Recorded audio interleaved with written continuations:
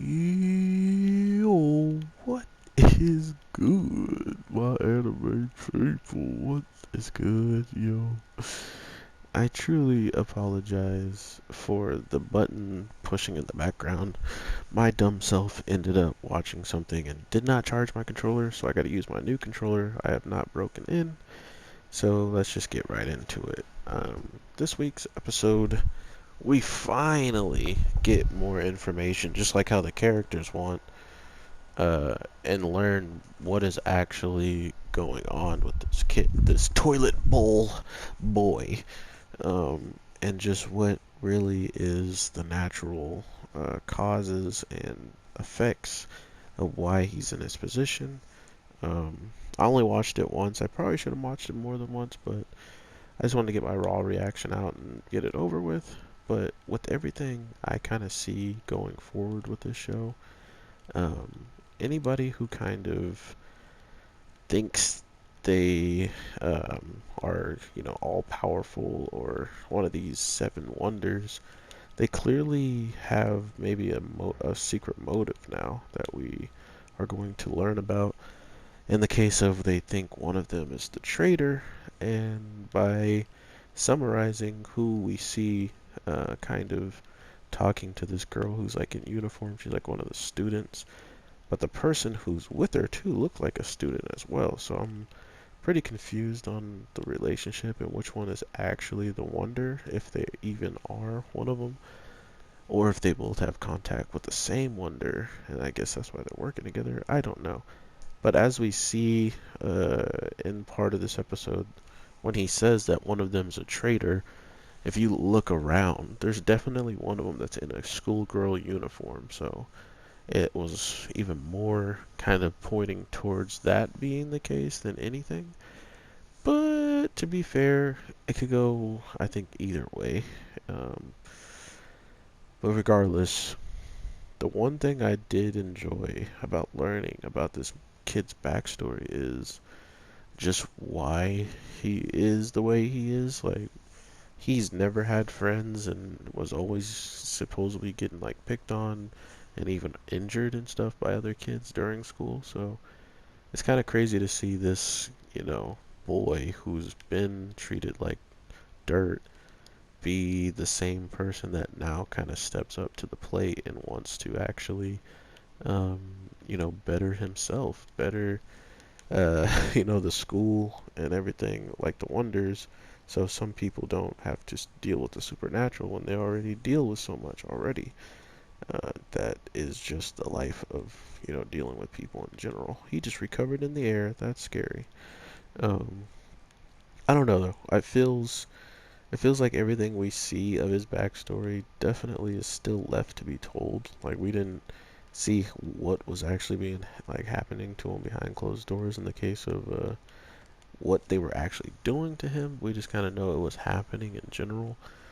So if we did get a good look at it, we would have a better understanding of how brutal or how, mild or whatever you want to say. But have to have your arm bandaged up because of some people, that's pretty bad. So, um, his way of taking it was weird though, for even the teacher to kind of hear and see is not only did he see this kid not having friends, but he sees him allowing himself to take these beatings or damage because, like he says, he doesn't care.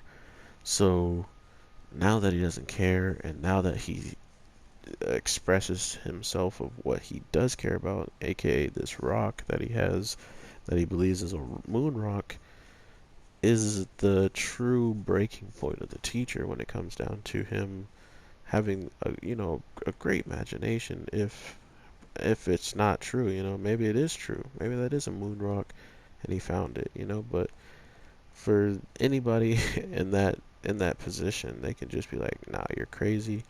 And you're, don't count your luck, or don't think you found some gold already, pretty much. And I thought it was amazing that it didn't go that direction. It kind of in the case he was about to say that, he's like, that could be anything, my guy, but he didn't. And why is Paul so strong? Nerf Paul, what do you mean?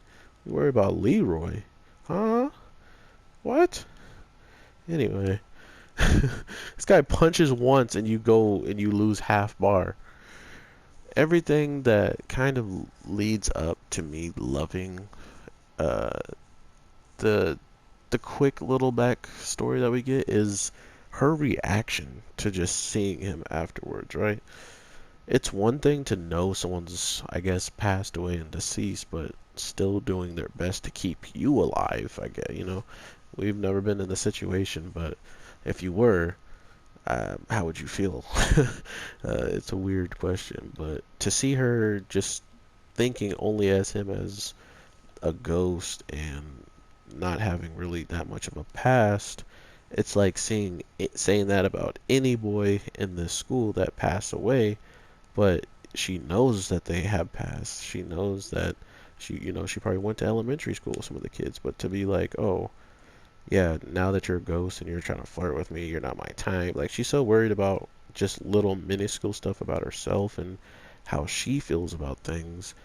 She finally actually just saw a true person's life be ended at such a short age when we find out he was going to be a scientist or a scientist teacher at the school, or at least just a teacher in general. I don't remember if it was that school, but yeah, it would make sense if it was that school because he didn't want to go anywhere. He didn't want to leave anywhere, supposedly, was his goal after everything kind of just started going the way they were. So now that we're getting an understanding of where his future could have gone, and this teacher reading the book of the future, or like the pages of the future, kind of like the girl does this week, and it completely just starts like turning bloody and getting worse and worse, which doesn't get explained, by the way. And last week, we saw him or someone in that same exact outfit standing with the girl and the guy who left the origami, like little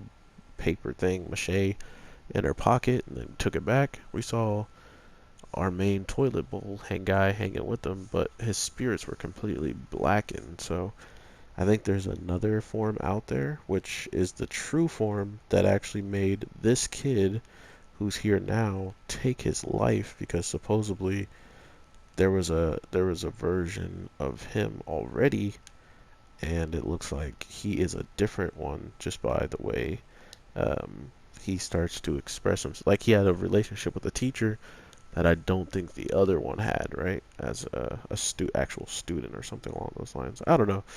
I got really confused on that part because a lot was going on, but I would love to be corrected if I am off on something, and if someone read or watches my review and hears this part of it, they'll be like, okay, well, in the comments maybe someone talked about it, so feel free to correct me. I don't get like twisted up in a knot when someone corrects what I'm saying. I'm just saying everything I recollect and giving it to you as just non, judgy as possible. I don't really know how much long, like, I don't know if I would watch a second season of the show. I am interested in it to see where it's going to go, but at this point, if this stuff doesn't lead to some interesting outcomes or some interesting turns and stuff, I don't know if I will continue it. But for now, I think everybody should give it a chance. It's gotten interesting. There's kind of a weird love triangle thing going on now between them, which I think some people could see coming if you just are watching and seeing how they're very impressionable by certain acts of stuff. So as a whole, his backstory is pretty messed up with him getting bullied all this time, and he's not afraid of, certain areas that would cause his death, even if he's joking around or not with the teacher, in the case of being like, "Oh, I wasn't gonna fall off, but you were worried about me," like he can clearly tell when someone cares about him compared to someone trying to bully him or damage him. So I hope you guys are having an amazing day, night, evening, whatever the case may be. I am your boy, the Anime G, and I will definitely talk to you sooner than later. So, with all that being said, take care, everybody, and peace. Kuma, please.